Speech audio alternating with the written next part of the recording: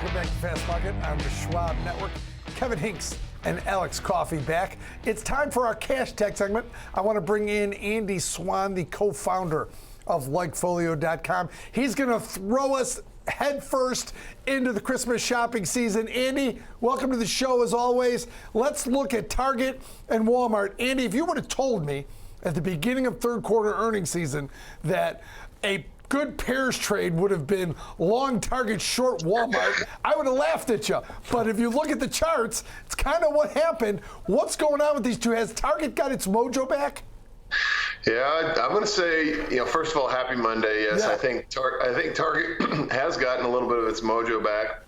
And I think it's also just indicative of the earnings season that we just went through was really as much about, a company results as it was about where the bar was going into those results. Target put out what, many would consider a kind of lackluster report, but it wasn't as horrible as Wall Street expected, or maybe expected is the wrong word, maybe as horrible as Wall Street had feared.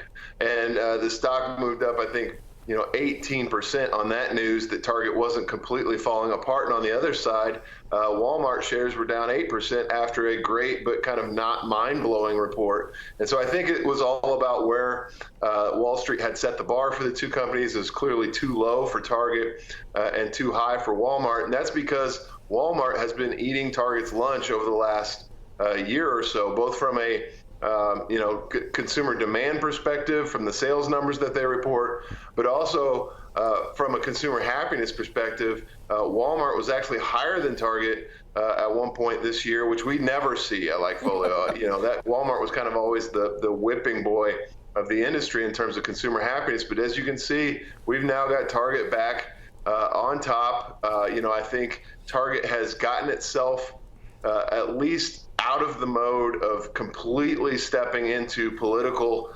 traps or sticking their hand into the beehives of what's going on in the world around them, and gotten a little bit more focused on what they're great at, and that is being an upscale, more enjoyable version of Walmart. And I think that once they embrace that identity, it's been a much better trajectory for Target. We think that the company's probably learned its lesson. It seems like the shareholders have spoken pretty loudly this last quarter that they like Target's new direction. And so we think in 2024, the gap between Walmart and Target from a stock performance perspective and from a consumer demand perspective will continue to close. We expect to see Target back on top in 2024. Fascinating stuff, Andy. Question for you, though, too. Obviously, you talked about some of the things that have weighed on Target, but it wasn't all that long ago that this was one of the most loved stocks on the street because of some of the business initiatives that it had implemented. It really seemed to have sort of this three-headed monster of kind of different channels to meet consumers where they wanted to be met. Just driving up curbside pickup, I mean, it's like a magic trick. You pull up, you push the button, the car opens up, all of a sudden all the things you want is in the back. But for those who maybe wanted to go on a Saturday or Sunday morning and stroll and check out the things they saw on TikTok or whatever and get their Starbucks, all that, they're still a clean store with a lot of kind of cool, neat in-store finds, and they've delivered for that. And then, of course, e-commerce, we know, has been a dominant trend. Both these companies have been leaders there as well, becoming really the formidable competitors to Amazon. Going forward, has Walmart watched the successes of Target and implemented some of the same things, or is this still a company that is benefiting just because it's cheaper?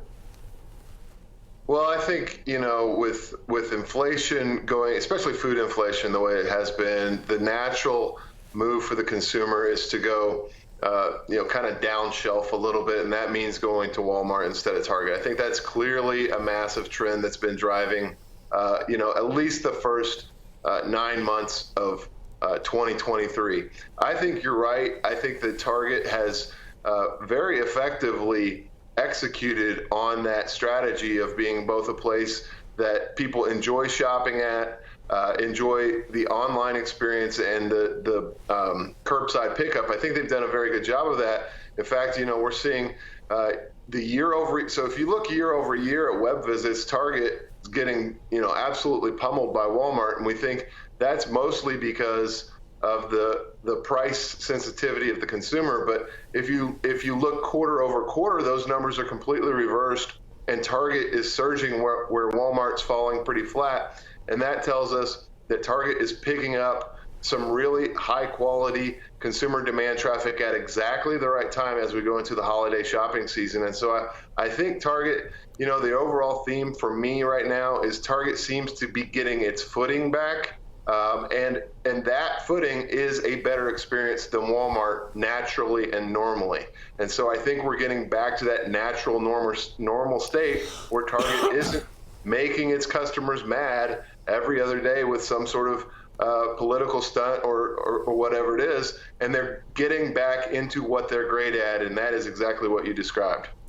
Andy, let's talk about their in-house brands, their partnerships, Yeah. right? Starbucks is in the stores now. Ulta Beauty is in the stores now, which I think is an excellent addition to the Huge. in-store experience at Target. Yes. How much of a difference? Do you see any data on that, on those two brands making any difference there? Is it helping margins at all around that store?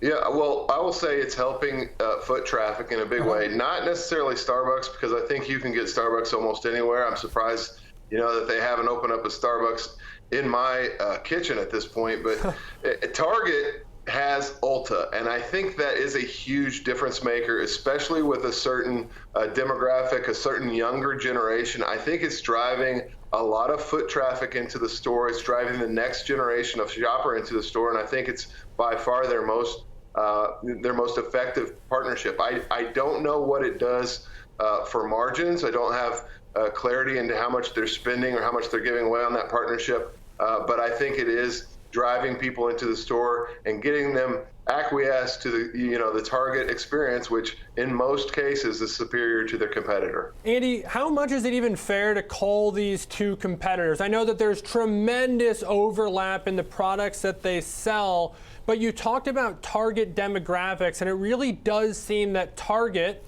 knows its target demographic.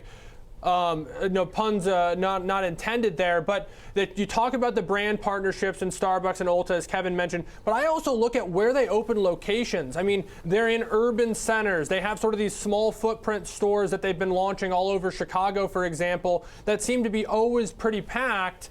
I don't see Walmart anywhere near any of those locations. I don't even know if there's a Walmart in the proper parts of Chicago, knowing that it's more of a suburban, maybe low budget, kind of a family type store. I'm not sure Target's trying to be that.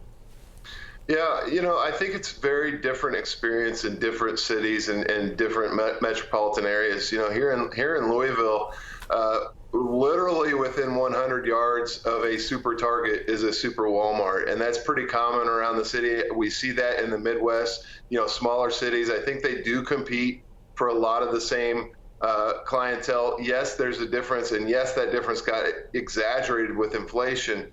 But as inflation cools and potentially leads into a deflationary environment, it's going to be back to what does the consumer prefer. And for a vast majority of people with a little bit higher income, they prefer the Target experience to the Walmart experience. So I think Walmart dipping into that pool, it happened in 2023, and Target made it easy for those customers to make that decision. But now I think as we head into 2024, we expect that to revert back at least somewhat. Maybe not everybody, but I think at least somewhat people would rather be shopping at Target if they have a little bit of extra money to spend. Andy Swan, thanks as always for coming on. Give us the Likefolio data on Christmas shopping, getting us off to a good start. Thanks for coming on as always, Andy. Thank you. All right. Now, that's Andy Swan, co-founder of Likefolio.